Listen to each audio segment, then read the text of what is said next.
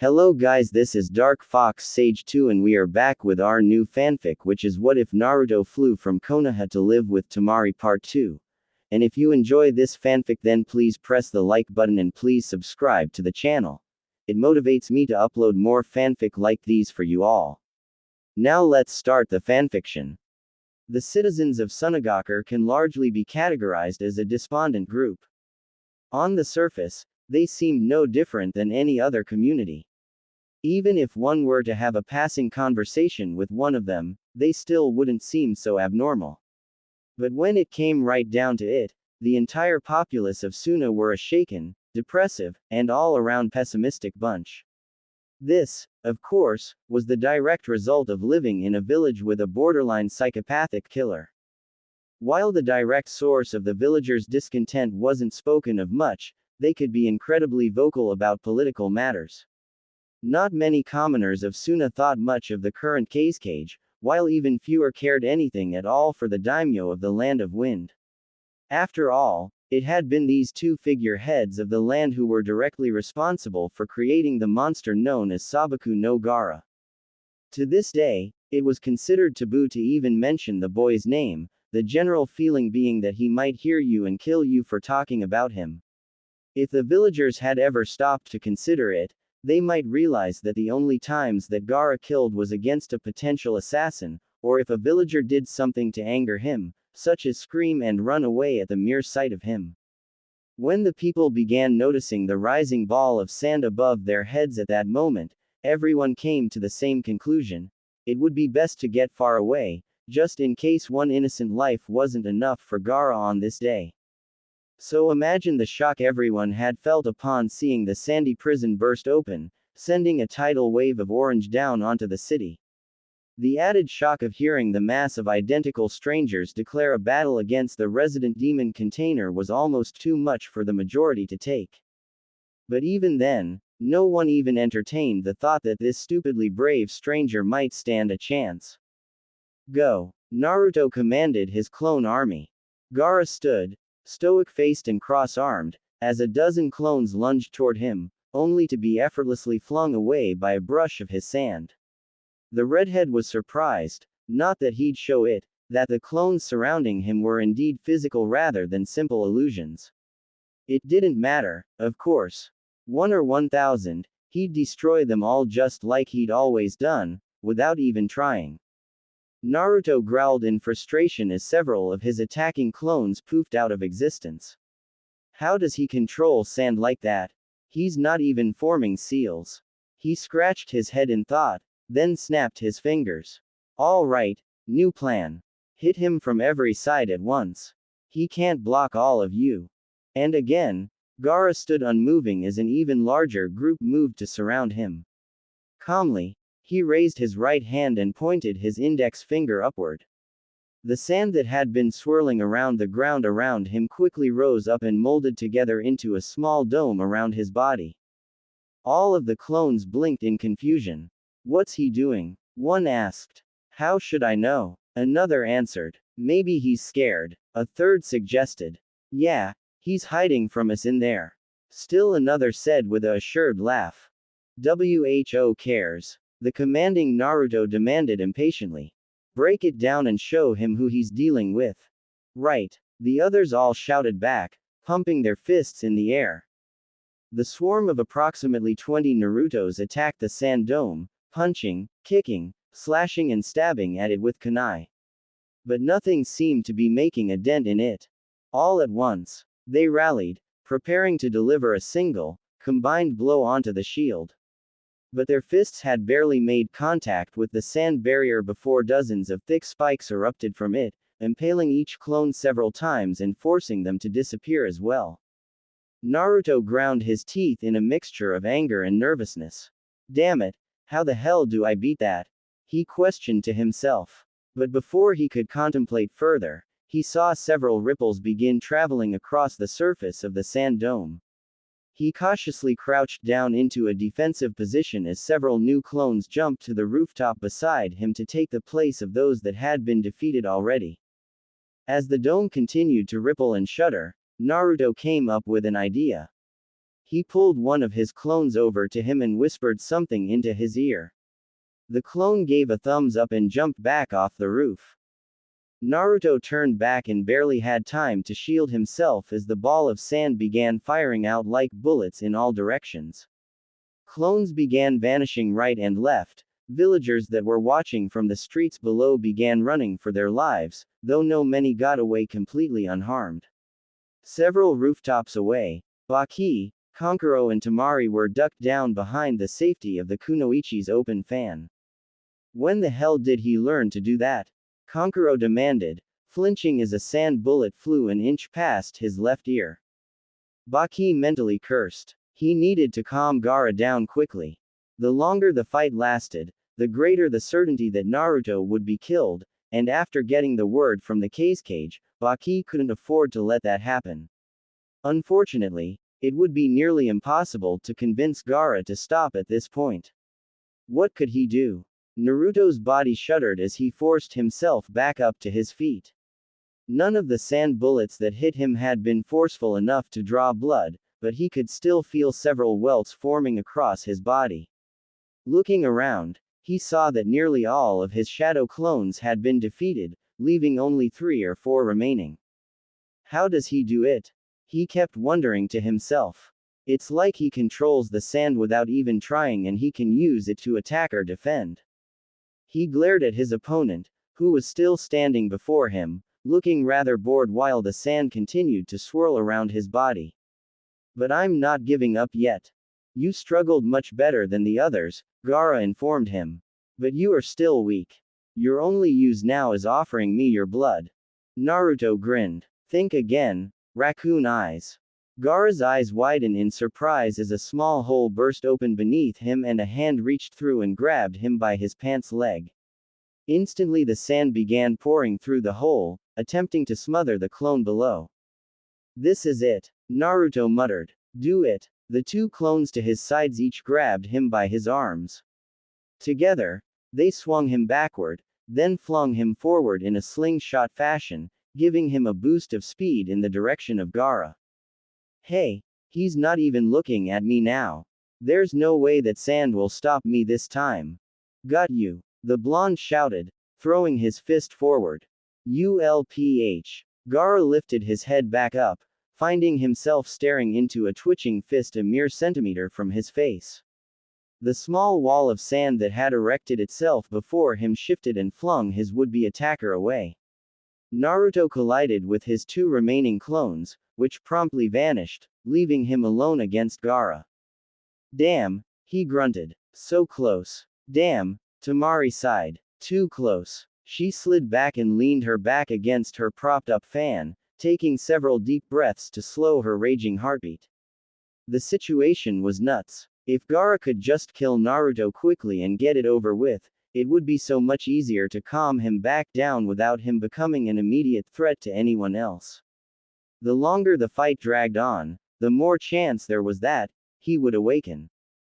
But on the other hand, she honestly didn't want to see Gaara kill the boy. It may have only been yesterday that she first met Uzumaki Naruto, but with the interaction that they had shared since, she had to admit that there had been a little bit of bonding between them.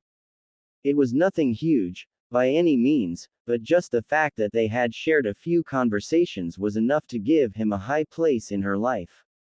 After all, it had been years since Temari had been able to consider someone outside of her family a friend, and now that she'd found one in Naruto, the last thing she wanted was to see him die, least of all by her own brother's hand. Unfortunately, as a shinobi, it was just something that she was apparently going to have to deal with. What is Gaara doing? Kankuro asked. He never plays with his enemies this long. Hell, he doesn't play with them at all. He could have killed that idiot 10 times over by now. If he keeps wasting time like this, he's just gonna get more anxious. Once again, Naruto staggered back to his feet while Gaara watched in silence. Naruto did not want to admit it, but he was really reaching the end of his rope. Nothing was working against that stupid sand. There was only one thing left he could think of trying. Slowly, he raised his hands to form a seal. And that was when a very brave villager decided to speak up.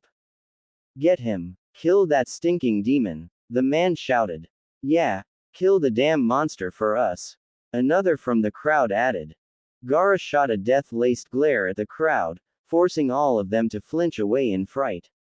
Naruto, however, completely froze up in wide-eyed dread. They know. Even all the way out here, they know. How?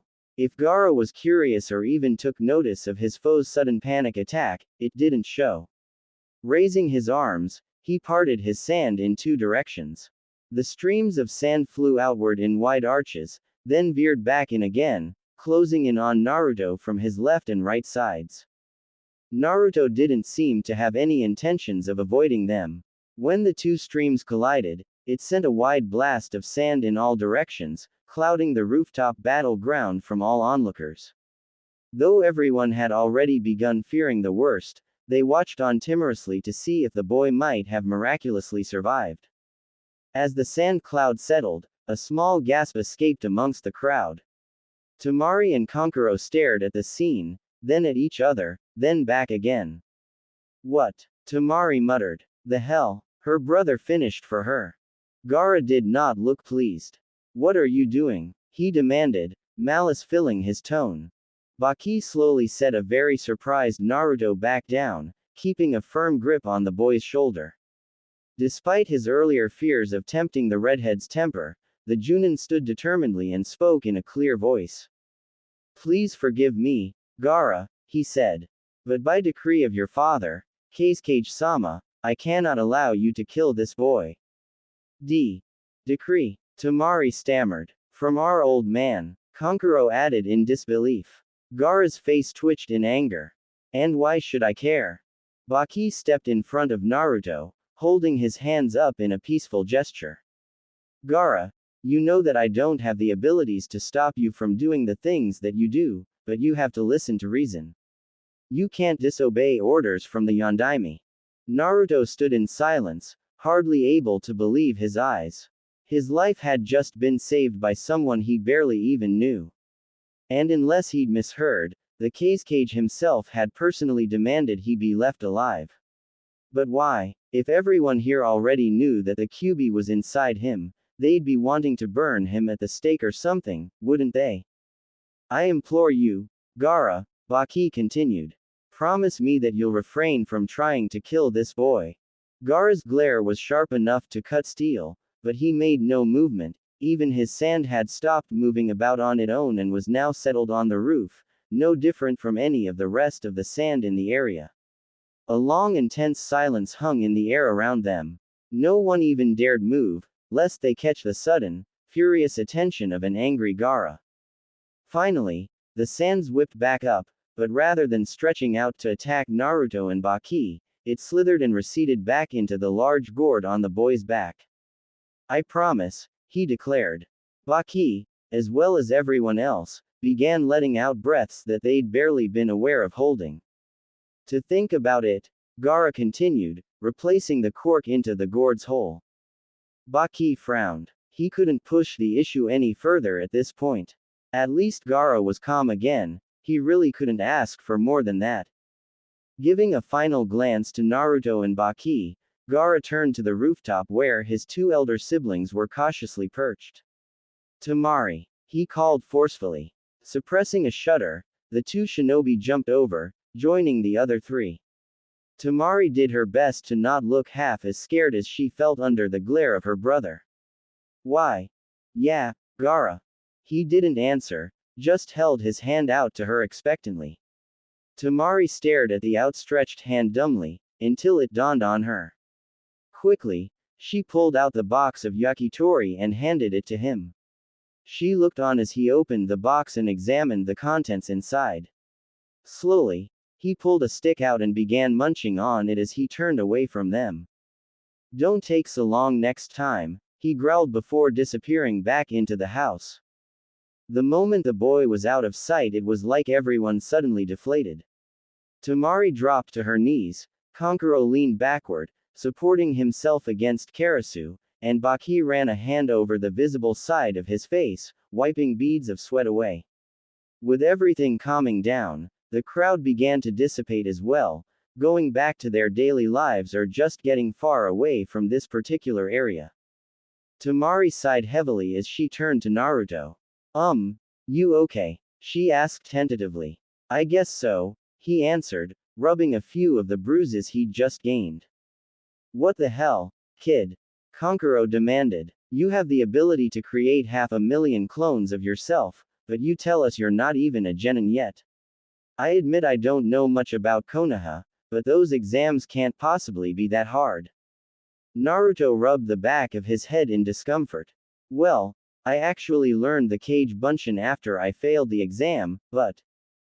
Kankuro, Temari, please leave us, Baki commanded. There are a few things that I need to discuss with Naruto in private. Oh sure, why not? Kankuro sniffed. We certainly aren't in any hurry to get a few answers out of the one, and to my knowledge, only guy to ever fight with Gaara and still be able to give said answers after it was over. No siree, just go on and leave us kids in the dark. Though you know you're horribly abusing your sensei-student relationship rights by doing this. You can ask him whatever you want when I'm finished with him. Beat it. Yeah, we're going, the puppet master grumbled.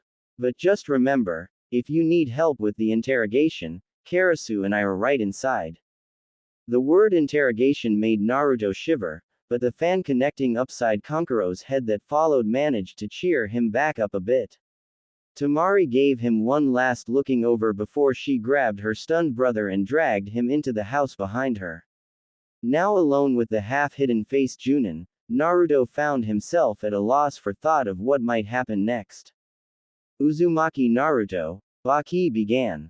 There are several things that I feel I need to speak with you about, but before I start, I need you promise that you will hear me out until the end before making irrational judgments. Will you do that? Not seeing anything else he could do in the situation, Naruto nodded. Baki mentally sighed. This part would be difficult.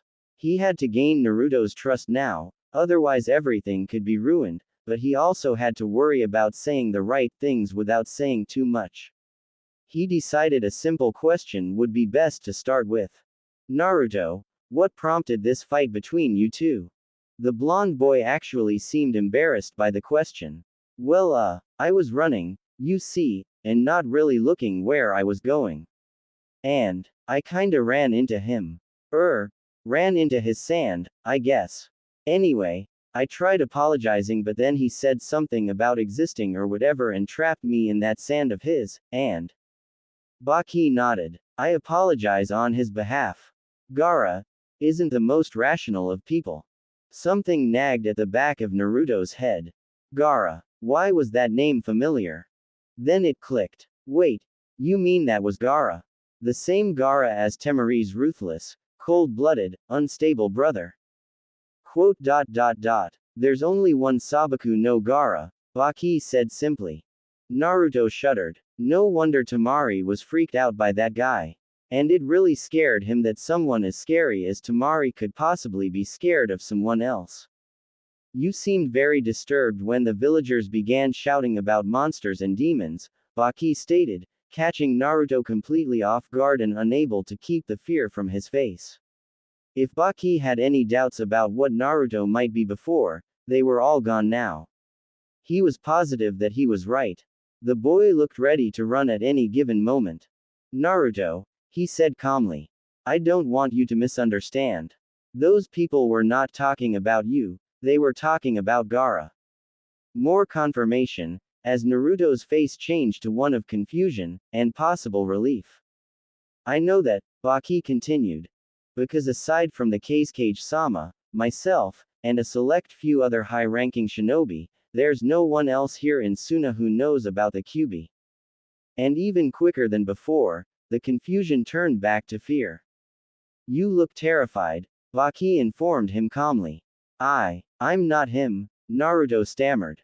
Baki smirked slightly. You're lying, Naruto. Badly. You are the one whose body holds the Kyuubi no Yoko, of that there's no doubt anymore. Shit. It's happening all over again. Damn, Isn't there anywhere I can go without having to worry? But really, you have no reason to fear me, boy. About being hated and hunted after like a wild. He blinked. What?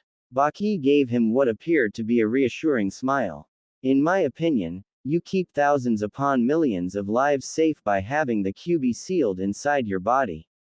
For that, you deserve nothing short of my utmost admiration and respect.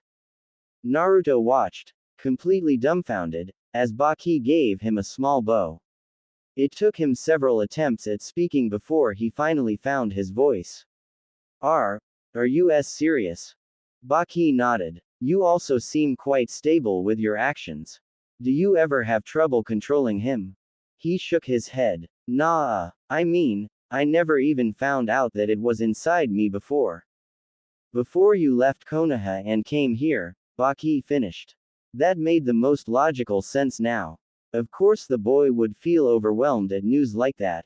His actions and comments also strongly suggested that the majority of Konoha detested the boy, which slipped in the final pieces of the puzzle surrounding the mystery of Naruto.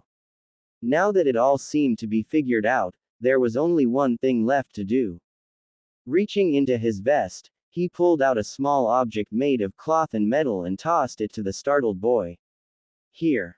Naruto stared down at the object in his hand, a small strip of cloth with a metal plate attached to the center of it.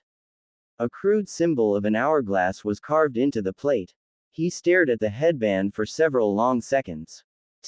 This is someone as young as you with such a mastery over Kage Bunshin is a very rare find, Baki explained. Also, anyone who can hold out in a fight against Gaara more than deserves a place in our ranks. The blonde's body began to tremble. Then as of this moment, I declare you, Uzumaki Naruto, an official shinobi of Sunagaku. From this day forward, you will be a student under me. The floodgate of emotion that been building up within Naruto finally burst open with Baki's declaration. With tears of joy streaming down his face and his new Hitai clutched tightly in his fist, he jumped straight into the air with a loud cry of victory. Yatta! Ninja ninja ninja! Baki watched in mild amusement as the boy jumped from one rooftop to the next and back again. He had zero time to react before Naruto leapt forward and tackled him in an overly tight hug. I'm really a ninja? He asked. Baki pried the boy's arms from his waist and sat back up. Yes, Naruto. And as your new sensei, I'm hereby making a rule prohibiting you from any future physical contact with me. Naruto chuckled and wiped the remaining tears from his eyes. Sorry, but don't worry. On this Suna Hitai, I swear to become the greatest shinobi that the Land of Wind has ever seen. Baki huffed. The boy was quickly showing himself to be a nuisance, but at least he had the proper enthusiasm. I'll be holding you to that claim, boy, he informed him. Yes, sir, he answered with a salute. I won't let you down, Baka-sensei. The Junin's eyebrow twitched. My name is Baki. Naruto blinked. Yeah, what did I say? Never mind. Are you ready for your first official mission? The boy's eyes widened. Mission? Already? Really? Familiarize yourself with the village, pay your respects to your Kage, and come back here to meet with your new teammates. Naruto deflated a little. That's all it is. Darn. I thought I'd get some seriously big and difficult mission on my first day as a ninja to match my superior abilities or. Fine. Do it all in 1 hour or I revoke your genin rank. Okay. I'll do it. He formed a quick seal. Kage Bunshin no Jutsu. 12 clones appeared around him. Naruto began shouting out commands. You three. He pointed to one group. Scout that way. You three. That way. You three. Over there. And you three. Over there. Go go go go go. The 4 groups of clones took off in their given direction while the remaining Naruto looked around frantically for the Kage's tower. Where is it? Where is it? Is that it? He asked, pointing to the largest building in sight. Seeing the nod from Baki, he took off in a shot, leaving the Junin to sigh bemusedly. After all that he had been through that day, he still had enough energy to jump around like a child and create additional cage buncheons. He briefly wondered just how much energy the boy would have when it really mattered. Baki couldn't help but heave another deep sigh. All in all, and through the additional complications with Gaara, he managed to accomplish his own mission. He had gained the boy's trust and made him a shinobi. Now all that was left was to train him, and see if the plan he had formed with the cage would pan out or not. Either way, he was pretty sure that he'd be ending up with a very painful headache before it was all said and done. The fourth cage was not having a good day. What had started off as a mere irritant with Baki and his cockamamie plan with that supposed Kyuubi container had only been the beginning of a downward spiral. Later that morning brought a letter from the daimyo stating that several more budget cuts in the shinobi missions files were being taken again, as if they hadn't been run nearly dry at this point as it was. And now word had reached him that someone had gotten into a fight with Gaara. The words, fight with Gaara, had confused him greatly. No one ever got into fights with Gaara. People simply got killed by Gaara. There was never any fighting to it. He was also bothered as the only time incidences like this tended to turn up were if he had issued another assassination attempt on the boy, which he hadn't bothered to try for a few months now, given the futility of it all in the past. He was on edge, and really wishing for a nice indefinite vacation to some foreign land. If anyone else did something to further ruin his day, well. That was when the doors to his office flew open. Hey, old man cage. Thuck thuck thuck thuck thuck thuck thuck. The intruder blinked in shock, finding himself pinned very securely to the hallway wall by several kunai. The cage turned and calmly approached the young boy, removing another kunai from his sleeve and extending it to the boy's throat. As someone at the tender age of 40, I would hardly consider myself an old man. The boy gulped. Sorry, I guess you probably wouldn't be as old man Hokage. Hey, my bad. Good. Now then, who are you and why shouldn't I kill you for barging into my office like this? The boy began speaking very fast. I'm Uzumaki Naruto from Konoha, only I'm not from Konoha anymore, and Baki-sensei made me a genin and told me to come see you, and here I am, so don't hurt me, I'm fragile. The Yondaime examined the boy. So, you're the one that Baki spoke of, are you? Naruto nodded. Baki-sensei said that you, knew about my, condition. The man's face twisted in shock. Then you really are the...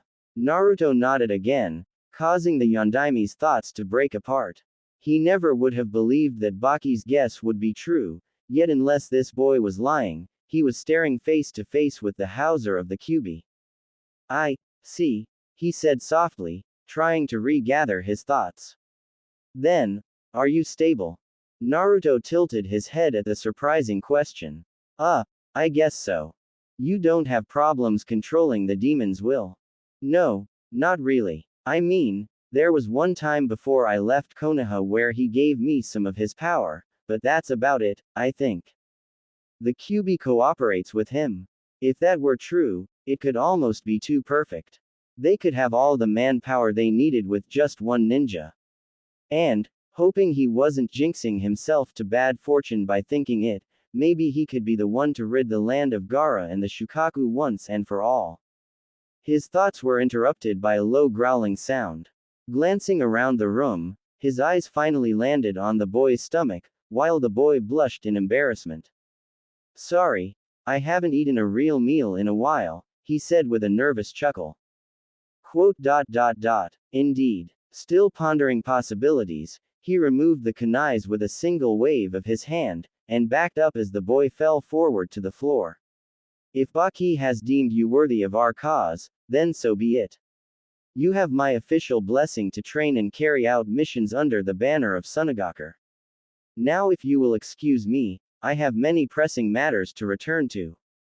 Yes sir, old Kage-sama, Naruto answered, hoping he wouldn't catch his slip. He grinned a truly happy grin. This had turned out to be one of the best days of his life. He'd made a somewhat friend with Temari, became a ninja, and to top it off, neither his sensei or the case cage had a problem with him being the QB container. There was absolutely nothing in this world that could make this day horrible for him. As he turned to go, his stomach growled again. Hey case cage sama, do you know where I could find a decent ramen shop? The Yondaime turned back to him with a light frown. I'm sorry Uzumaki, but Sunagakur does not import ramen, nor do we have any shops that make it. Kankuro looked up from his workbench. Slowly he got up and walked into the living room, where Temari was resting. Hey sis, did you hear that? Hear what? The kunoichi asked. That blood-curdling scream that sounded like someone whose body was getting crushed little by Gaara's sand. Temari shrugged. I don't know, but Gaara's in his room by himself. Kankuro scratched his chin. Weird. Oh well. And with that, he returned to his room. Sensei, you know I respect your decisions and everything that you've taught us in the past, but I now find myself wondering if you haven't gone senile. Your concerns for my mental well-being are duly noted and duly ignored, Kankuro, Baki calmly stated. But come on, the boy complained, pacing back and forth around the living room area in aggravation. You made that guy a genin. And to top it off, you put him on our team. He does have a bit of a point, Baki-sensei, Temari commented from her spot on the couch. After all, genin teams are only supposed to have 3 members and a junin. And it just wouldn't be fair to make Kankuro leave just to make room for Naruto. Exactly. Kankuro nodded. And not only that wait, what? What do you mean, make Kankuro leave? Well it's obvious, Temari stated as though it were written on the walls. You're the weakest link of our team. Weakest link my face paint. He retorted. Just because you're older doesn't mean you're better than me. Being older doesn't mean it, she admitted. But my 97 sparring victories over you certainly do. How many times have you gotten the better of me? I've lost count. Then you certainly can't count very high. Baki stood back, resting against the wall as he watched the exchange in annoyance. This is why he'd never had children.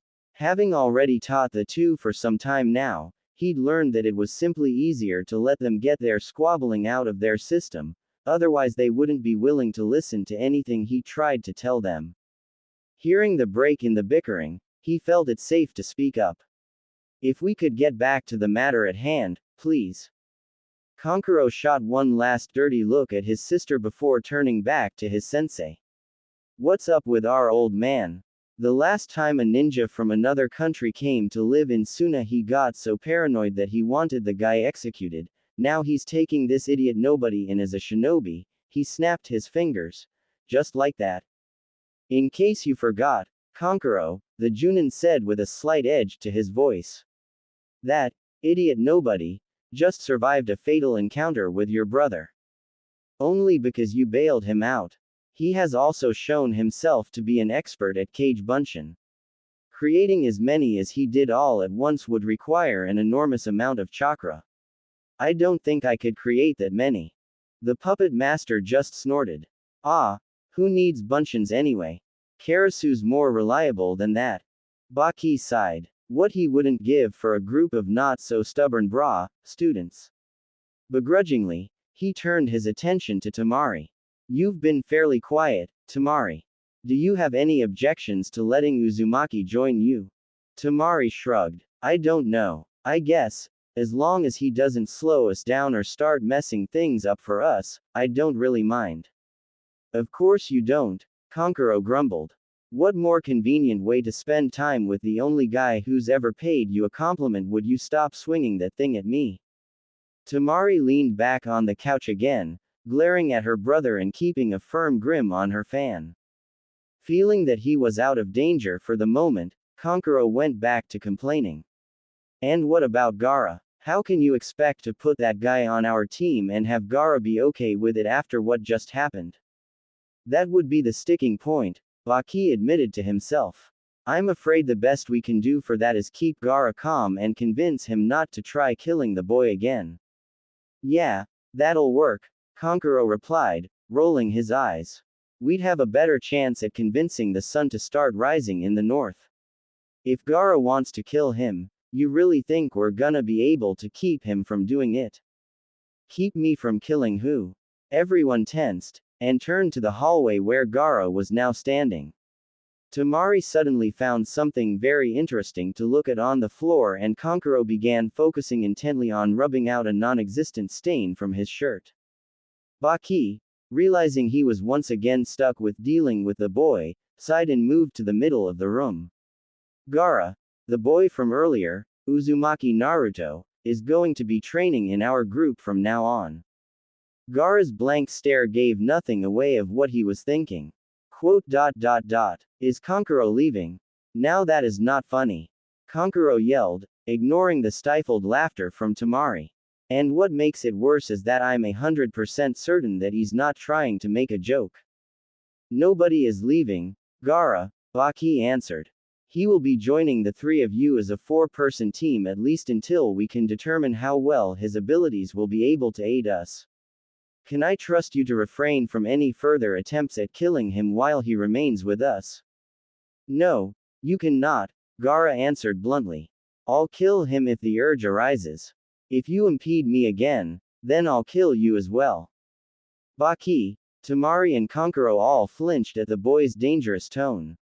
They'd been hearing it for close to 6 years now, but it never stopped from terrifying them. And just as the tension in the room reached its highest, the front door opened.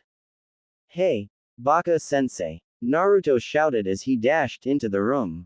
Did I make it back in time? It hasn't been a full hour yet, has it? With a collective gulp, the others turned from Naruto to Gaara, waiting to see what might happen.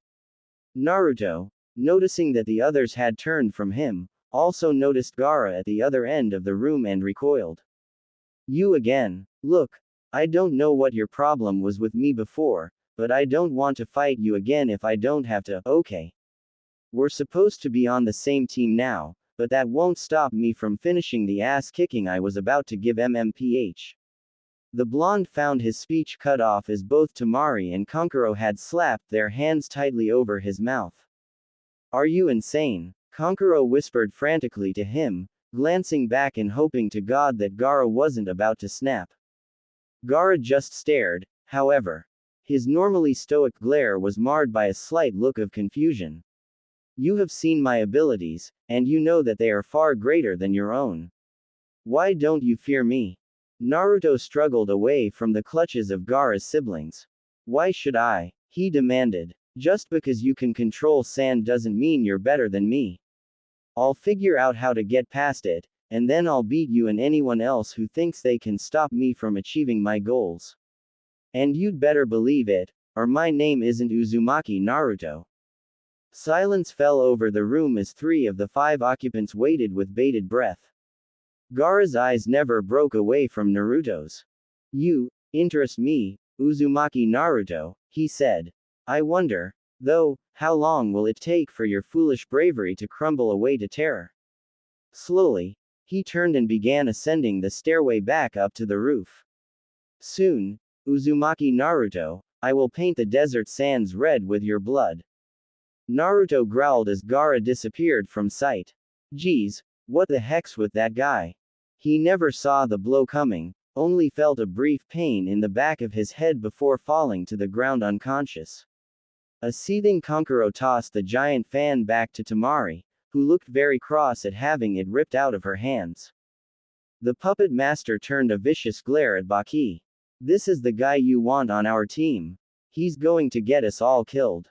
Calm down, Kankuro. Calm down. How the hell do you expect me to calm down in a situation like this? Even you were 2 seconds away from jumping out the window and running for your life. Baki shook his head. Listen to me, Kankuro.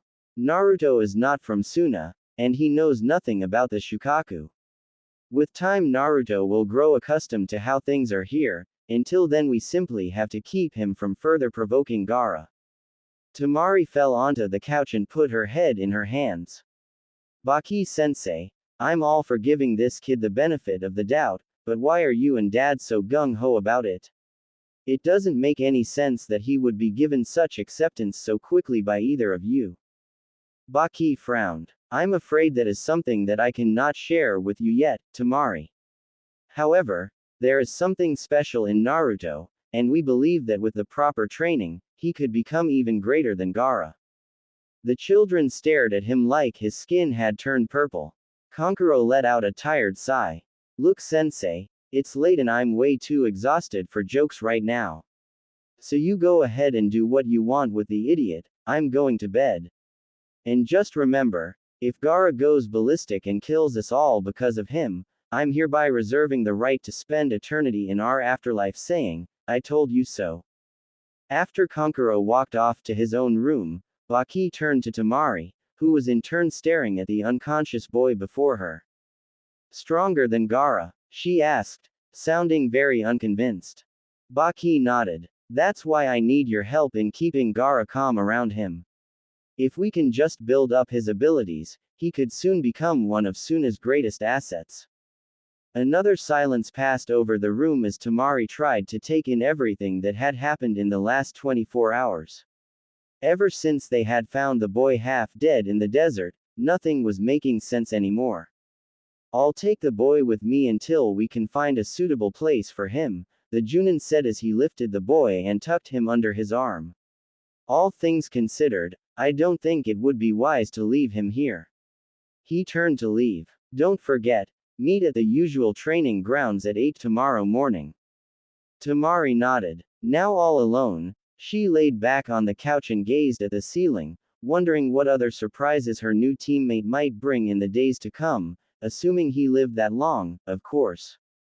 Uzumaki Naruto, she whispered.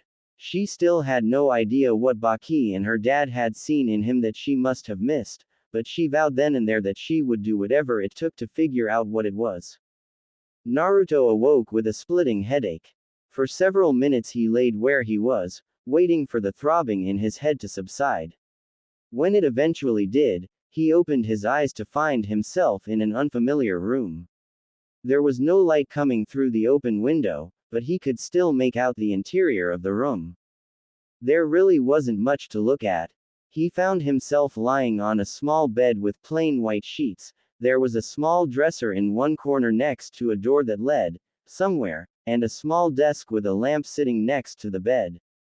Reaching over, he pulled the lamp string, bathing the room in a dim light.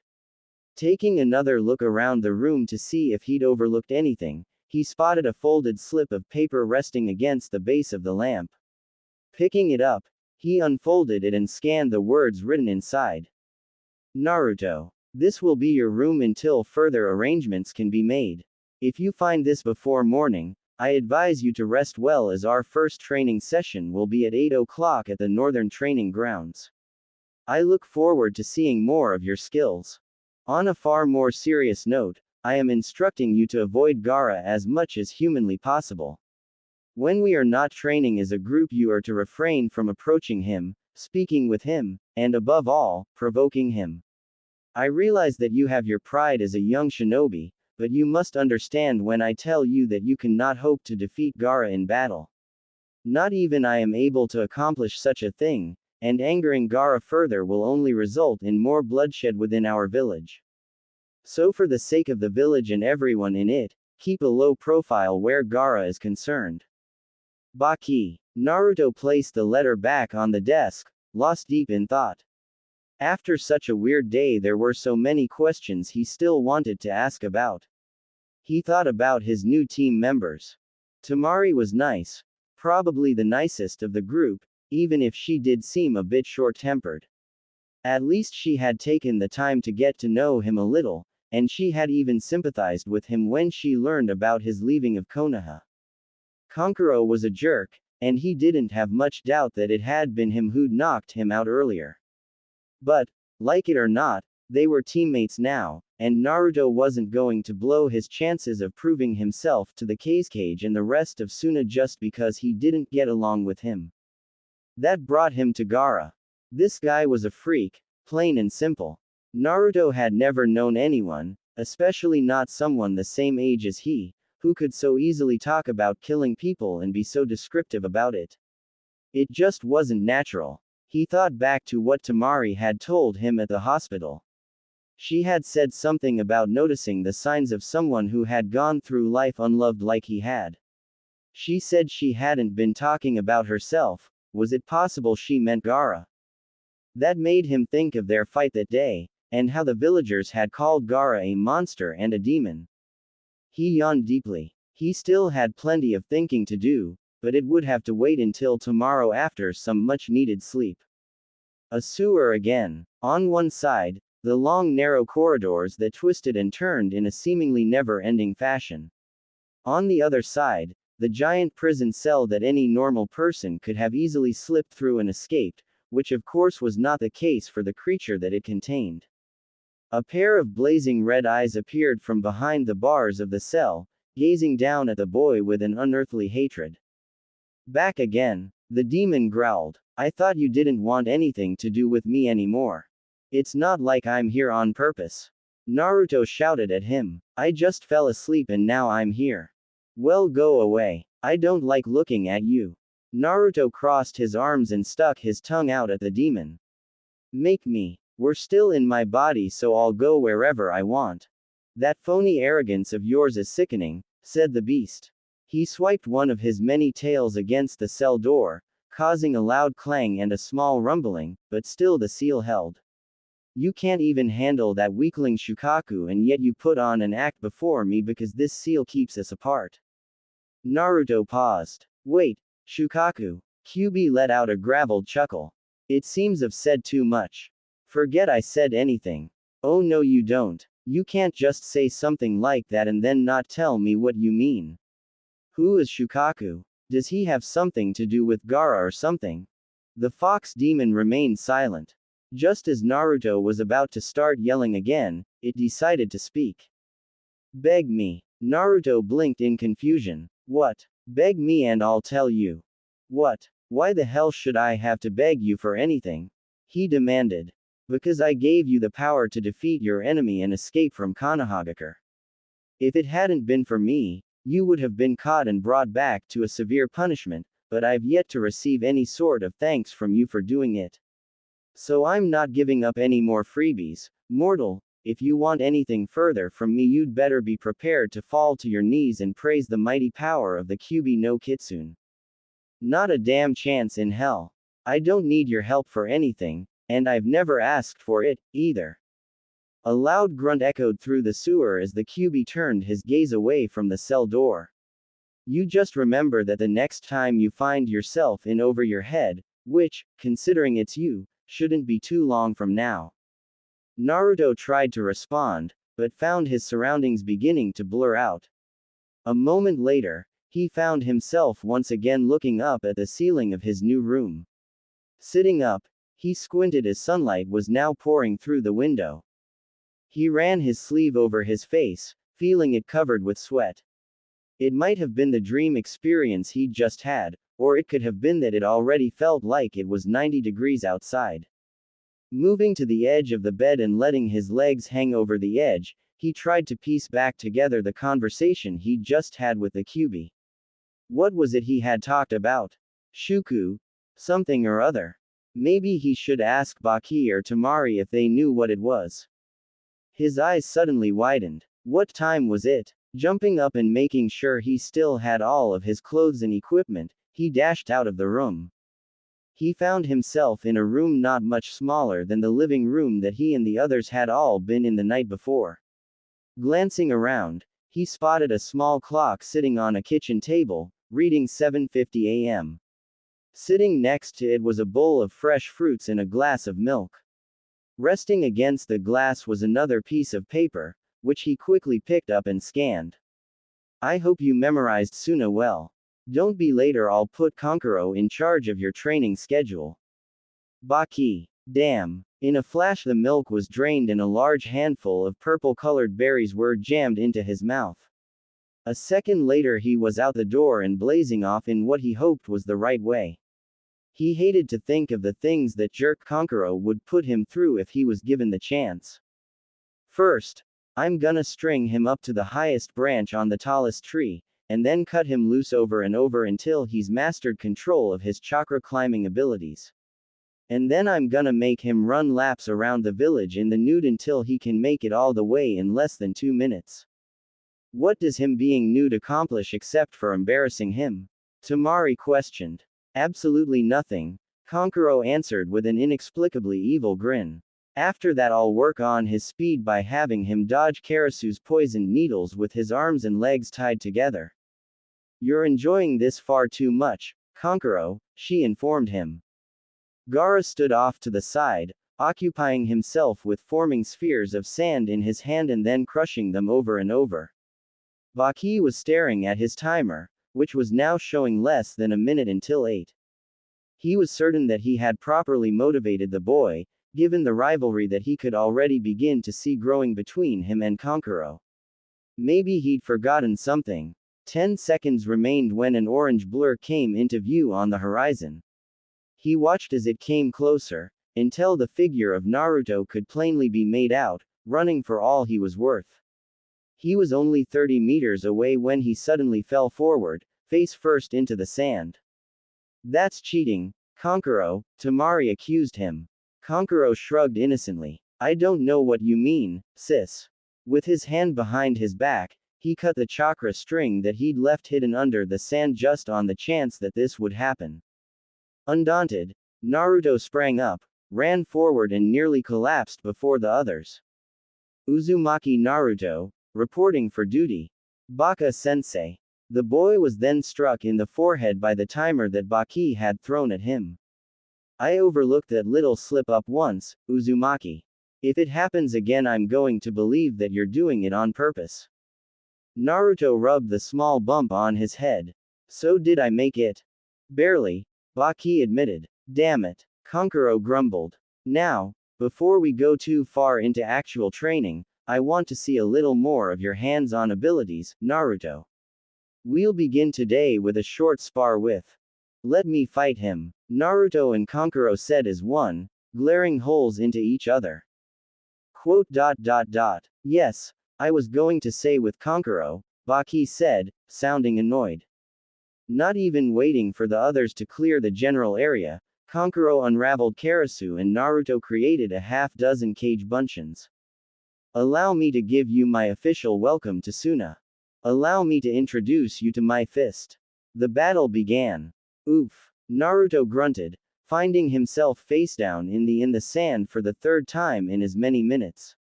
A few yards away from him, a laughing Kankuro stood next to a ghastly, gangly-looking puppet. Just like I said, cage buncheons just can't measure up to Karasu. Naruto pushed himself back up, growling irritably. Damn it, no way in hell am I gonna lose to someone who wears makeup and plays with dolls. Off to the side, Gaara, Temari and Baki stood watching, the first looking as stoic as ever, the second looking slightly confused and a little let down, and the third looking thoughtful. He's not very good, is he, sensei? The kunoichi stated more than asked. Baki grunted an agreement, rubbing his chin absently. Temari was correct, in a rather blunt way. While the boy certainly had an overabundance of stamina, he just wasn't using his techniques to his fullest advantage. Despite what Kankuro had said, by all accounts Naruto, with his cage buncheon, should have had the advantage in this match. Fighting out in a barren sandy area with very few trees or large stones like they were, there were very few places for Kankuro to hide, leaving him out in the open as he manipulated his puppet. In this sense, if Naruto had used his clones properly, he could easily have kept Karasu at bay while he or another clone attacked Kankuro from a blind side. Unfortunately, Naruto was doing little more than commanding his clones to charge en masse as opposed to forming any such strategies, and Kankuro's mastery over manipulating his favorite puppet was keeping the boy from getting close enough to attack. The boy would definitely need work. Apparently being the container of Kyuubi didn't automatically make you a genius shinobi. Ready to give up, midget? Kankuro continued to taunt. I've barely had to move a muscle yet and you've lost all of your clones already. Naruto rubbed his sand-smudged face. Then I'll just make more. So saying, He performed his jutsu again and 10 more Narutos appeared around him. Kankuro just rolled his eyes. A1 trick pony. Huh. Whatever. You keep setting them up and I'll keep knocking them down. I've got plenty of tricks up my sleeve, he assured him. Take this. Henge. Kankuro blinked in surprise as the Narutos vanished within a puff of smoke. Henge. Henge. Baki and Temari mimicked his surprise. Kankuro started laughing. What the hell good is transforming? Going to? Oh my. Ooh. Kankuro-kun. The group of well-figured and, if you didn't count the lingering smoke, naked woman squealed as they dove at the boy. Before Kankuro could even think to defend himself, the girls had latched themselves onto his arms, legs, waist and neck. Come play with us, Kankuro-kun. They cooed suggestively. Kankuro didn't have a chance, as a geyser of blood shot from his nose and he collapsed in a blood-soaked heap. The 10 clones disappeared and the remaining girl transformed back to Naruto, who was looking mighty proud of himself. Harem no jutsu, he explained to the unconscious Kankuro. Learn to fear the name. For with this technique I, Uzumaki Naruto, am invincible. Baka. Temari shouted, bashing the unsuspecting boy's head into the sand with her fan. Naruto gave a few weak twitches before pulled his head out. What was that for? He asked, spitting sand out of his mouth. Are you trying to kill us? The kunoichi demanded. She pointed behind her. Look at what that stupid technique of yours did. Naruto glanced behind her, spotting Gaara, looking slightly curious with a light grin on his face. Next to him was an unconscious Baki, who was also bleeding profusely from the nose. Wow, I never would have thought that Baka-sensei would have been the type. That's not what. Temari growled and hauled Naruto back to his feet by his jacket. Come here. She dragged him several meters away, until she was sure that they were out of hearing range of the others. What's wrong? Naruto asked. Listen Baka, when Gaara sees blood he gets excited. And when he gets excited, he gets violent. Have you already forgotten what happened the last time Gaara got violent? Naruto paled slightly, remembering Baki's warning to him. Right, so no sexy no jutsus around Gaara. Got it. How about, no sexy no jutsu, period, you pervert. I'm embarrassed just knowing that someone on the same team as me knows such a move. Hey, he whined. I'm not a pervert, I just created it to defeat perverts, there's a difference. Besides, it's one of my best techniques, I've beaten every guy I've ever used it on. Temari looked disgusted. Then it's about time you learn some new ones. Naruto's eyes lit up. Are you saying you'll teach me some of your jutsus? She snorted. You wish. Why not? He pouted. Mainly because all of my jutsus are wind-based. You'd have to have chakra with a high wind affinity to even hope of learning any of my techniques. Well, maybe I do have a wind affinity. He protested. How do I find out whether I do or not? Sighing at the boy's stubbornness, she opened a small pack that she had brought with her that morning. Rummaging through it, she eventually pulled out a small square of paper. Here, take this, hold it in your hand and focus your chakra into it. Naruto grabbed the paper, staring at it like it was supposed to perform a trick. What's a piece of paper supposed to do? It's a special paper that determines people's chakra types. If you have a certain affinity with an element, it will have a significant effect on the paper. Just give it a try. Naruto still looked skeptical as he glanced back and forth between the paper and the girl. Well, if you say so. I'm going to tell you right now though, some people don't have elemental affinities, and the chances of you having a wind affinity like me are. She stopped talking upon seeing the slip of paper cleave itself perfectly into two halves in the boy's hand. Better than I would have guessed, she mumbled dumbly. Naruto stared at the two halves of paper in astonishment. Hey, it split apart. What does that mean? I guess it means we can start your jutsu training sooner than I thought, she said lightly, trying to hide her irritation at being proven wrong so quickly. Yada, the blonde shouted, throwing his fist in the air. New jutsu. How many are you going to teach me? Let's not get ahead of ourselves, okay? Just because you can manipulate wind doesn't mean you'll be able to learn anything from me. I don't waste my time with low-level jutsu, you know. No sweat, he said excitedly. I'll master everything you have to teach me, Temari Nichan. I'll become the best wind jutsu user in Suna. You think so, huh? The kunoichi asked, feeling slightly miffed.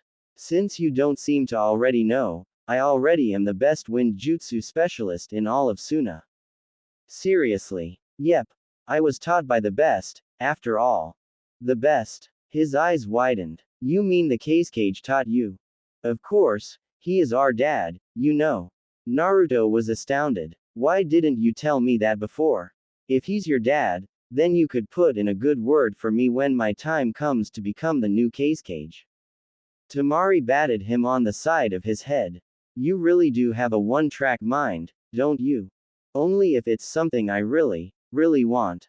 He answered proudly. That reminds me, is it really true that there's absolutely no ramen in Suna whatsoever? Temari just shook her head, more in exasperation than to confirm his question. Without even realizing it, she'd ended up lost in a conversation with Naruto when she should have been concentrating on training. Maybe having someone around that she could actually talk to wouldn't be so bad. Turning back to the others, they found that Gaara had already vanished and the two men were still out cold. Well, it doesn't look like we're going to get any more training this morning. Naruto had the good sense to look embarrassed. Naruto walked back through the village, having helped bring Kankuro and Baki back to the house to recover from massive blood loss. He was now searching for lunch. He hummed happily to himself as he went. Today was going great. He'd had his first team practice, would be getting special jutsu training from Temari, and beat that idiot Kankuro. It was all but perf. He stopped his trail of thought right there as something clicked in his head. Ever since he'd come to Suna, his life had seemingly turned into a seesaw of good and bad fortune. Whenever something good happened for him, something bad kept happening soon after. First he'd made friends with Temari, Baki and Kankuro, sort of, but then he'd almost been killed by Gaara. Then he'd been made a ninja, only to find out that he was living in a village completely devoid of ramen. Following that logic, and seeing how well his day was going so far, it seemed almost certain that his luck would be changing. Eep! Naruto yelped as he felt himself trip over what felt like a small sand dune. Reflexively closing his eyes, he expected to end up with his face in the sand, hopefully no one would see him. So he was rather shocked when he felt no impact, but instead felt himself being lifted upside down by his foot. Opening his eyes, he found himself staring into a pair of light green eyes surrounded by thick, dark rings. Crap. What's up, Gaara? He asked, hoping the situation wasn't really as bad as it looked. That technique you used, Gaara said darkly. Teach me how it works. Quote. Naruto was dumbfounded. He attempted to speak once, but couldn't seem to form the proper words. He decided to try again. Quote. Wah. Gaara's blank stare didn't waver. You caused Kankuro and Baki to bleed copious amounts without even touching them. All you had to do was change your appearance. I want to know how you did it. Naruto blanched. It appeared the situation had just become worse than he had thought. I really don't think that Temari Nichan would approve of that. Then die, was Gaara's short response. Wait. Naruto cried as he felt the sand around his ankle start to spread up his leg. Let's not be too hasty about this. I mean, well, why would you want to learn sexy no jutsu anyway? The sand stopped spreading, but it didn't recede either. To make someone bleed as much as I like, I usually have to crush their bodies or rip them apart. Unfortunately, a person who is dead only bleeds once. It would be more enjoyable if I could make them bleed many times before I killed them. Naruto cringed at the gruesome images that filled his head from those descriptions. Unfortunately, at the same time it seemed funny that Gaara would want to learn sexy no jutsu for such a reason. Naruto had to make the assumption that Gaara really knew nothing at all about women or the female body. Still, he wasn't about to start laughing about it. You will teach me, said Gaara, sounding more like a command than a question. Naruto quickly looked over his options. Possible death at the hands of a pissed-off Temari, or certain death at the hands of Gaara. God, his karma sucked. Well, you know, I can't guarantee that you'll be able to learn it, but if I show you how to do it, will you please lay off the whole, killing me, thing? Gaara looked to be contemplating the request. If you cannot guarantee that I will learn it, then I cannot guarantee that I won't kill you. Naruto drooped. It didn't look like he was going to get off any easier than that. Fair enough, I guess. The sand dispersed, dropping the blonde on his head. Don't think that I'll forget, the redhead called back as he trudged off, leaving Naruto by himself again. Naruto got back to his feet, brushing the sand from his hair. His life in Suna just kept getting stranger and stranger. Temari and Baki certainly wouldn't be happy if they happened to find out about this. On the bright side, however, according to his recent chain of fortune, he should be due for some good luck real soon. Maybe that good luck would come in the form of a traveling ramen vendor. Form hand seals. Bird, rat, dragon, bird. Focus chakra. Now, place fist on ground, and release. Ha! He grinned triumphantly as he felt hot gusts of wind begin swirling around his body, kicking up sheets of sand in an imitation of Gaara's own. The winds continued to pick up speed, his grin grew wider and wider. Until a blast of sand shot up into his face, knocking him to his back in a sputtering heap. He sat up, spitting sand from his mouth and brushing out his hair. He was really beginning to hate sand really quickly. Damn, I could have sworn I had it right that time. You're still not focusing properly. Naruto turned to his companion. What did I do wrong this time, Temari-nichan? Watch. So quick that the boy almost missed it, Temari had formed the 4 seals and slammed her fist into the sand. Instantly, a strong wind picked up, casting a swirling vortex of sand around the body of the kunoichi. The sand twister roared loudly for several seconds before dying back down. Naruto, who had been blown backward by the sudden winds, sat up and gaped at her. Wow, was all he could mutter. Fuden. Tatsumaki Shoheki. A defensive sea-level jutsu used to deflect incoming projectiles as well as scatter enemies when surrounded. The blonde sat down in front of him, setting her fan on the ground beside her. Now, the reason why yours is still not working the way mine did is because you're still not grasping the concept of chakra manipulation to its fullest extent. Naruto stared blankly, but nodded. Okay, so what do I do? First of all, you're gathering too much chakra required for the technique that you're trying to perform, the kunoichi continued. But once you actually execute the jutsu, you don't release enough chakra for it to perform properly. That's why it keeps starting out so weak and slowly. But when you continue to pump chakra into your tornado to build it up, you put too much into it at one time, which is what causes you to keep eating mouthfuls of sand. The proper way to do it is to put in just the right amount and then keep that amount pumping in constantly. The longer you add your chakra, the longer and more powerful the tornado will become. You've been learning chakra manipulation with Baki Sensei for about 3 days now, and I don't know how much training you've had before coming here, but to be completely blunt, your chakra control absolutely sucks. By focusing excessive amounts of chakra and then only using about a third of it, you're wasting a huge portion of your chakra supplies. Remember, you can't reuse the wasted chakra that you've focused, so once it's gone, it's gone. Then you have to rest until you get your stamina back naturally. Are you keeping up with me? Naruto blinked, hiding his confusion well. Temari rolled her eyes. Fortunately for you, you've got more stamina stored up in you than an alpha male wolf. Even with all the chakra that you waste, you're still able to create waves of shadow clones without fatiguing. So if you could get a firm handle on your control, you could become one of the better shinobi that Suna has to offer. Temari saw Naruto's eyes light up but cut him off. I said, could become, meaning if you can actually do it. Right now you've already proven that you're not even a match against Kankuro when he's not even using any of Karasu's weapons. Naruto's brow furrowed in thought. Wouldn't it just be easier to use a big fan like you use? That seems a lot simpler than having to form a bunch of different seals and focusing chakra and all that other stuff. Not necessarily. It isn't, she explained. It's true that I don't have to form seals when I use my fan, but you still have to focus chakra. In fact, when using weapons to perform jutsu with, you have to be able to channel your chakra into the weapon itself, which is much more difficult than just manipulating it within your own body. If you mess that up, you have a good chance of destroying your weapon instead. Until you've mastered the basics, you won't have a prayer of a chance at mastering something like this.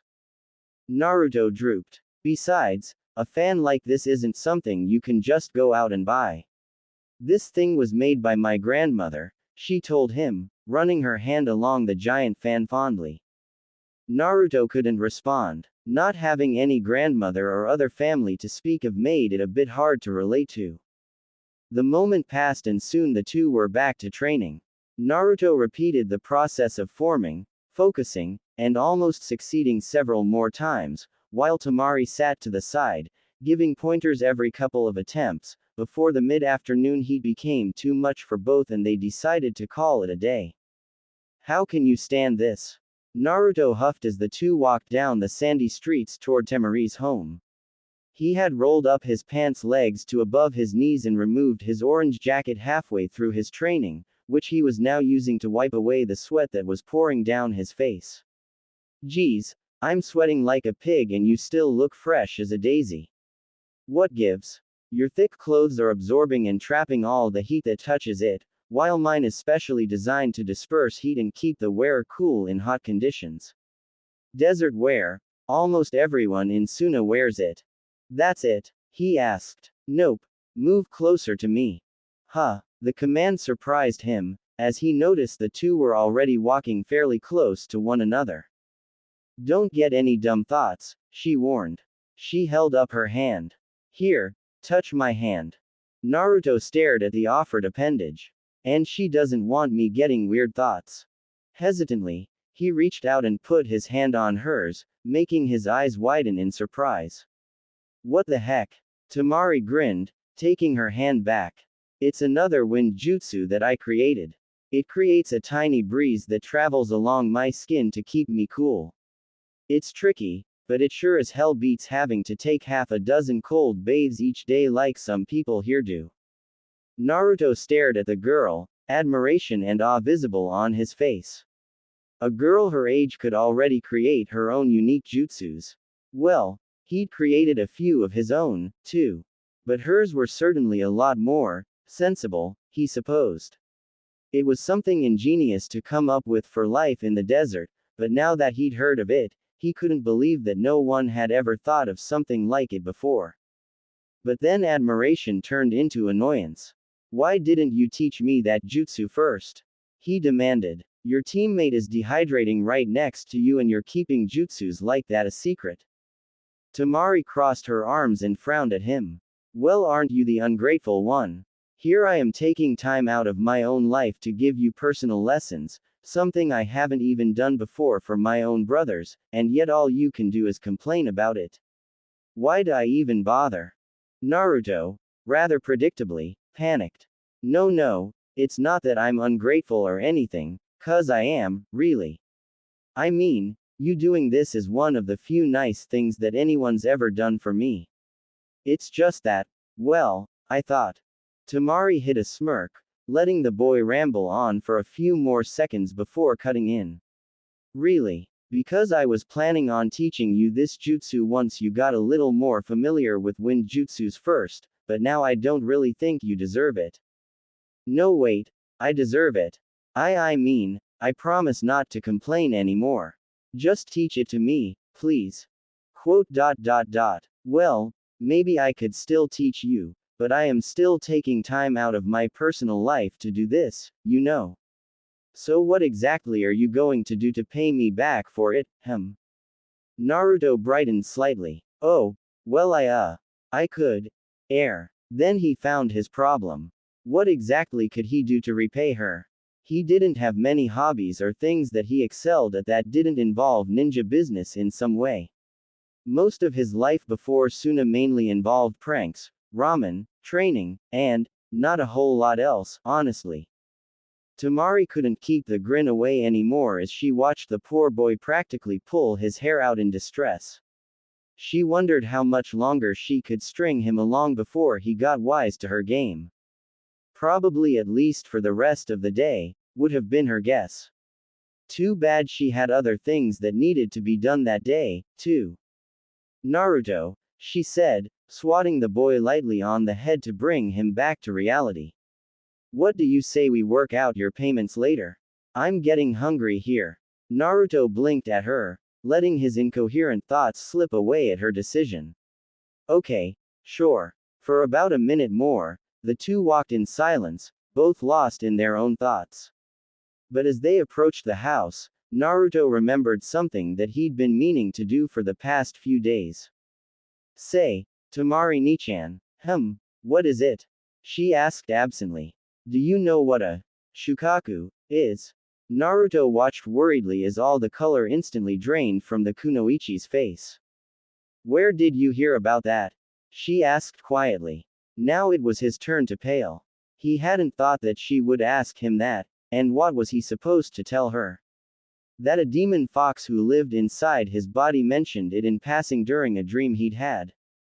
Not bloody likely. He took a stab in the dark. I heard a few villagers mentioning it yesterday. Temari had no idea what to say. Of course he would hear things about Shukaku the longer he stayed in the village, but she didn't think it would have been this soon. Now what? Did she tell him or not?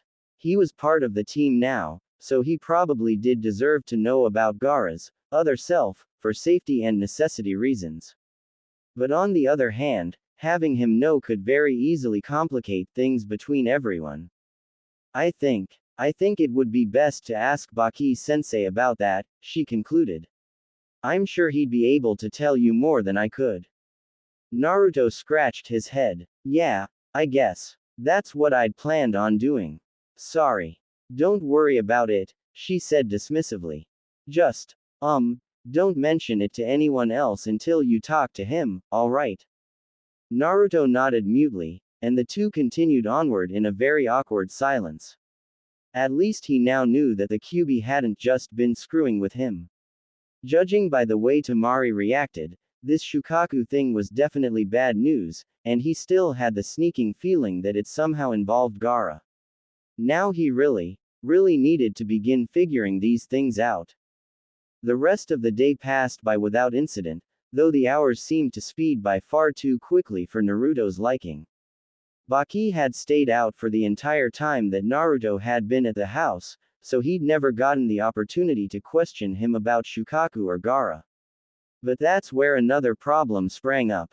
Tonight was the night where he was finally going to have to meet up with Gaara for his jutsu training. It had been 3 days since Gaara had brought it up, and even though he still wasn't feeling up to doing it, he had the sneaking suspicion that Gaara was growing impatient.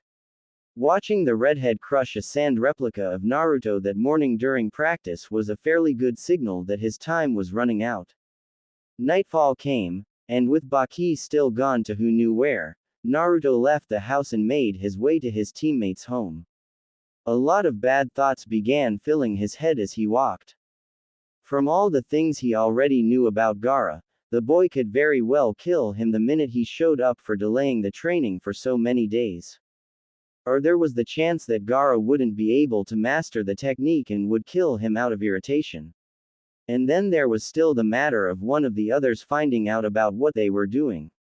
Temari would rip him a new one, Baki would berate him and probably demote him for ignoring his orders, and Kankuro, being the royal jerk that he was, would join in just for the fun of it. Or, maybe they would all find the act of Gaara learning sexy no jutsu to be funny as hell and laugh the whole thing off. Again. Not bloody likely. Before he knew it, He was standing outside the mansion-sized house. Breathing a heavy sigh, he jumped up to the roof. He had barely touched down before his body was bound in a cocoon of sand and slammed against the wall of the stairway. Wait, Gaara, it's just me. He cried earnestly. I know, came a cold reply. The boy stood up from his position at the ledge of the roof, then turned and walked over to stand before the trapped blonde. You've been avoiding me. A drop of sweat formed on Naruto's brow. No way, pal. It's not that I've avoided you on purpose or anything, I've just, been busy and stuff. But hey, I'm here now, right, so how about that training? Gaara's glare seemed to lessen slightly, or it might have been a trick of the moonlight, he wasn't sure. But finally, the sands receded back into the gourd and Naruto fell to the ground. Gaara silently positioned himself on the ground in front of him. Teach, he commanded. Naruto gingerly rubbed his sore lower back, holding his tongue so as not to tell Gaara that the real thing he needed taught was people skills. Okay. Well, I guess the first thing you should know about sexy no jutsu is that it doesn't work on everybody. Gaara's hard stare was Naruto's only indication that he should continue. You see, it's meant to only work on guys. Although, I suppose it could work on certain girls, maybe, and then there are some guys who are able to resist it, so. Why was I able to resist it when Baki and Kankura were not? Gaara questioned. Do you like girls? I don't like anyone. Naruto flinched at the venomous statement. That's probably why, then. And it won't work on me, either, since I created it. I know better than to let it get to me. He could have been wrong, but Gaara almost looked disappointed at hearing that. Tell me how it works, Gaara commanded. Right. You do know how to henge, right? The Sand Nin gave a small nod. Okay. Well, basically, all you have to do is transform yourself into the image of a sexy girl. The less amount of clothes she's wearing, the better the result, he explained. Sexy. Naruto faltered. He didn't even know what sexy meant.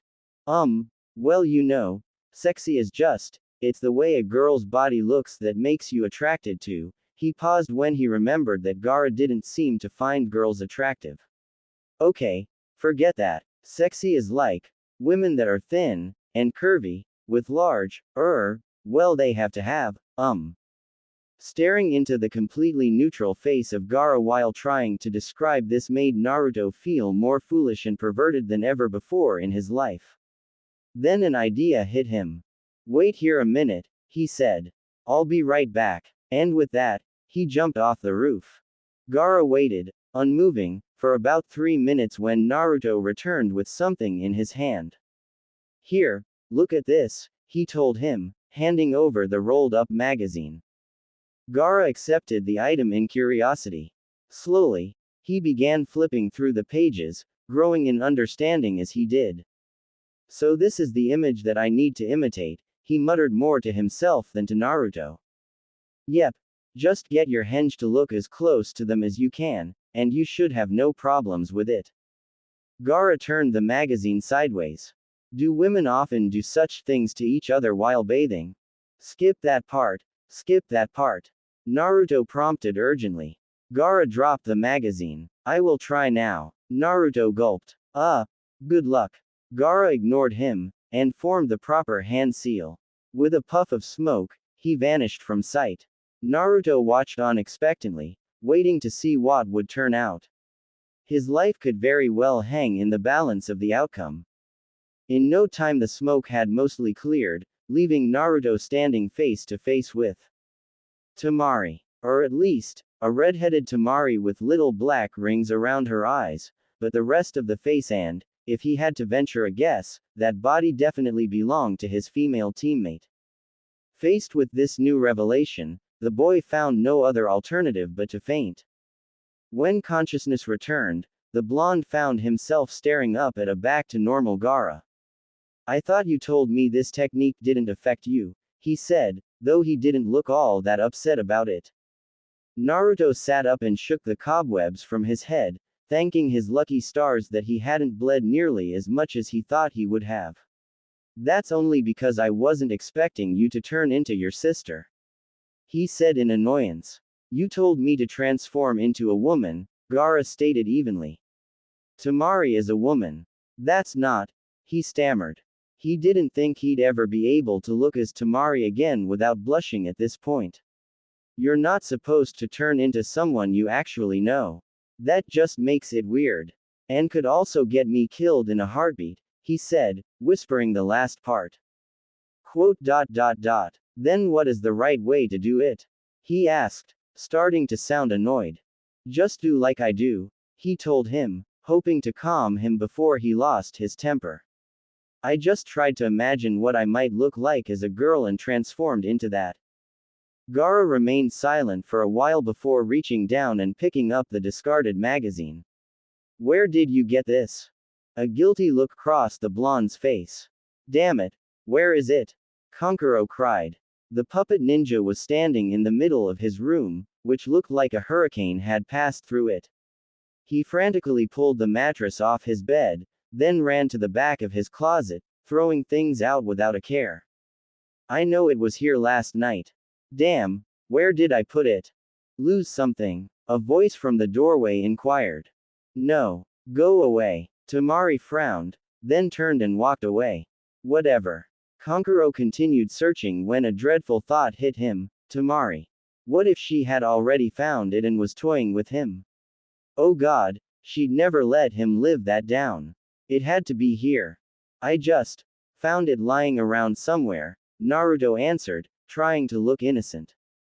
Gaara glanced at him, then back to the magazine. I will keep it for further study until I perfect this technique then. Naruto snorted. Coming from anyone other than Gaara, that comment would have sounded incredibly perverted. Well, good luck with that, then. You will meet me here again tomorrow. Huh, but I've already shown you. Until I have perfected the technique, you will continue to assist me, or I will kill you. Naruto shivered. Well, when you put it that way. And without another word, Gaara turned away and positioned himself back on the ledge of the roof, gazing up at the moon. Naruto stared at him for a few more seconds, then he jumped from the roof and began making his way back to Baki's. Back on the roof, Gaara suddenly clutched his head, letting a deep snarl escape his throat. Yes, I agree, he mumbled, squinting his eyes open, and gazing down at the vanishing Naruto's form. There is something different about him. What do we do about it? A moment of silence passed as the boy seemed to be waiting for something. Then he grinned. Yes, perhaps you're right. Naruto-kun. Naruto couldn't quite tell where he was, as the surroundings seemed a bit blurred.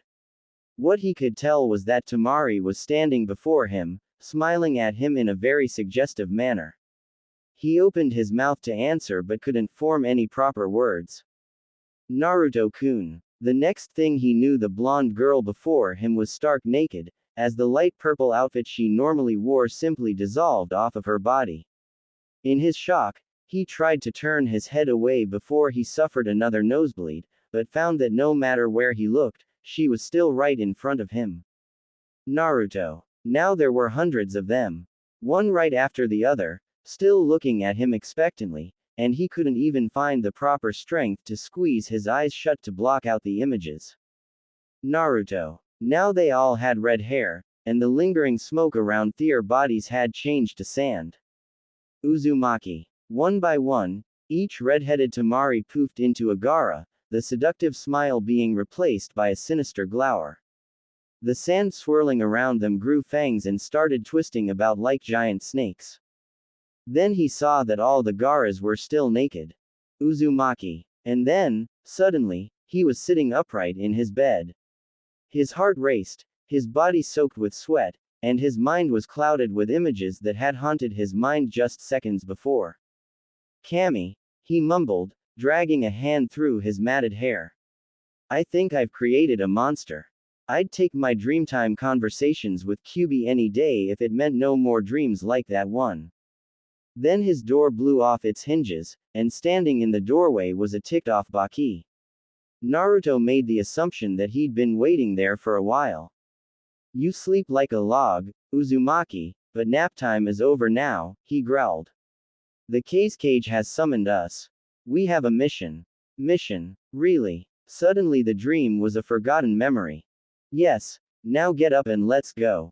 Temari is already waiting for us there, he said impatiently. What about Gaara and Kankuro? Quote. They won't be coming. Now stop asking questions.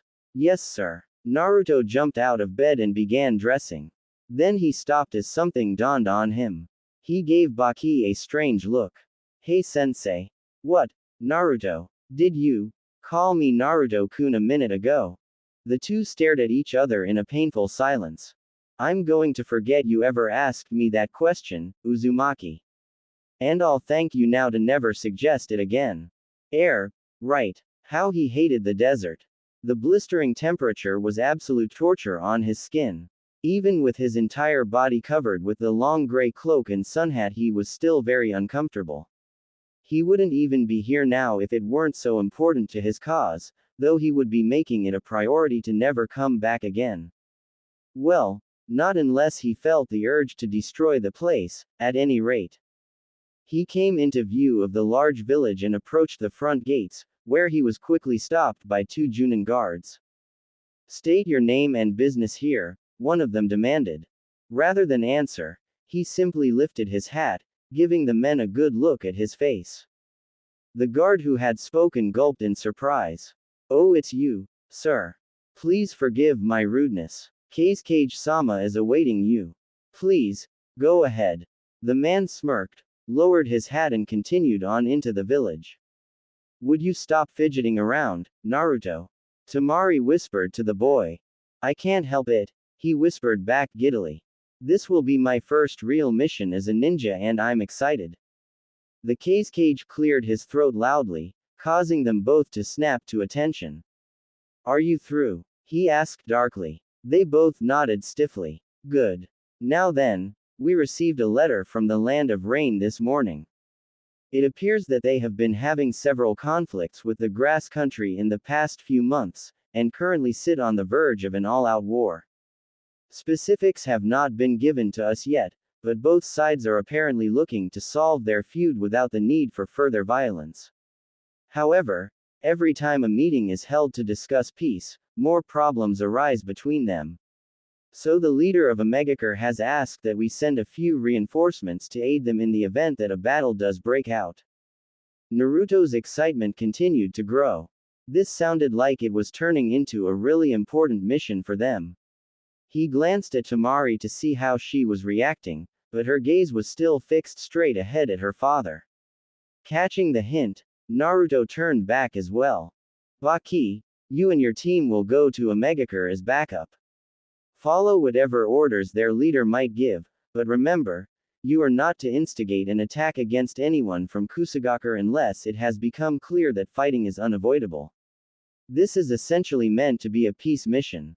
Is that clear? All three nodded. Good. In that case, Uzumaki and Temari, you are both dismissed. Baki, I need to speak with you for a minute. Baki bowed his head to the cage, then turned to the kids.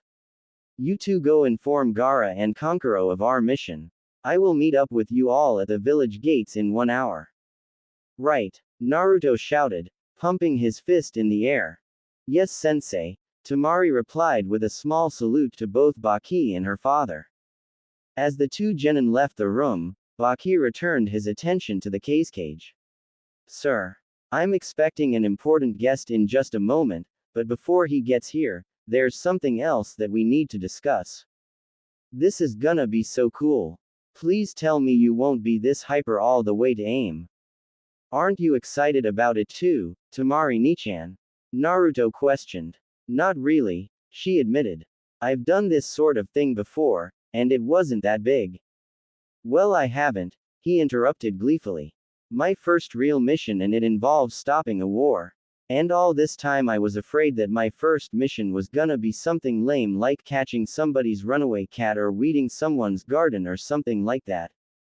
Temari grimaced, remembering her own first mission, which sadly enough, involved gathering scented herbs for an elderly woman who liked using them in baths. That was a dark time of her career, for certain. So what's a megakure like, Temari Nichan? Naruto asked, bringing her back from her memories. I've only been there once before, but from what I've seen the place is made up mostly of rainforest or jungle-like areas. As you might guess, it gets more annual rainfall than anywhere else in the world, and even when it's not raining it's still ridiculously cool and humid. In short, almost an exact opposite of Suna. Naruto was about to comment on that as they rounded a corner, but was stopped when he nearly bumped into someone. He managed to stop himself just in time, but as he looked up to apologize to the person, their eyes met and his words caught in his throat. He studied the man before him, who was already studying him in return. His face was a ghostly pale, as though his skin hadn't been touched by sunlight in years. Underneath his wide-brimmed hat, he caught a glimpse of long, black hair. His thin mouth was twisted into a curious smirk as he looked Naruto up and down. His eyes were narrow slits of bright yellow, with a hint of danger hidden within them. The man resembled a large snake, Naruto decided.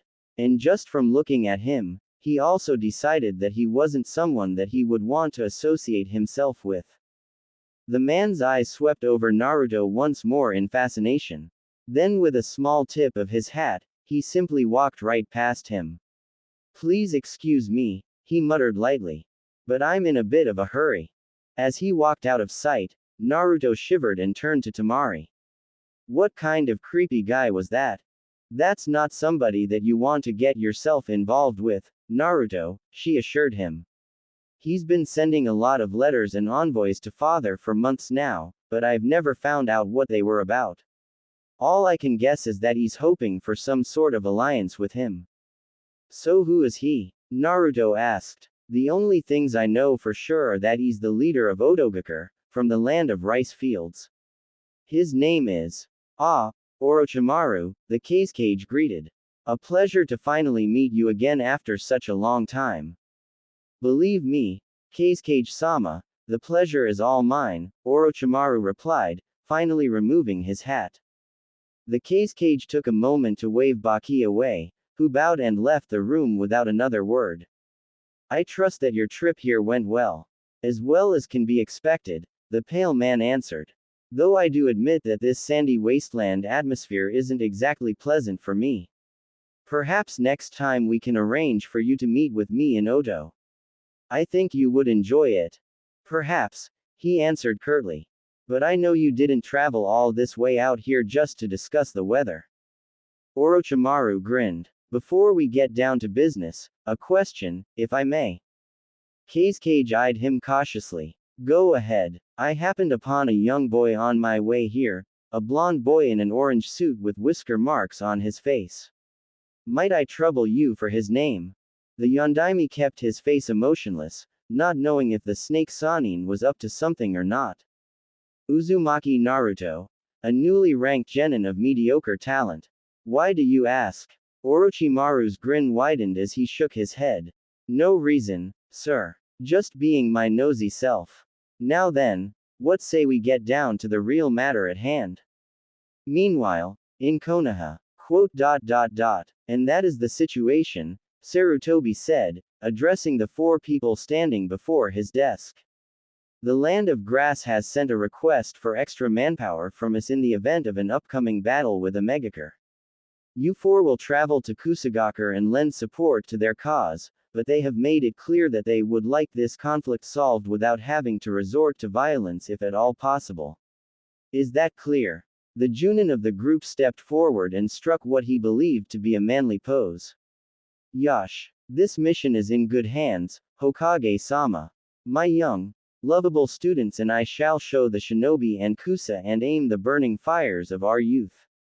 They will see the errors of their ways and be sent down the path to peace and prosperity.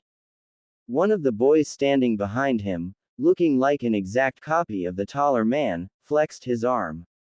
Guy-sensei is so cool. He declared. Watching him in action fills my spirit with the flames of springtime and my body with the passions of youth. Lee. Guy cried. Guy-sensei. The two men fell into a tight embrace. One could almost hear the crashing waves beneath the setting sun in the background. The girl and second boy who were watching them turned their heads away in embarrassment.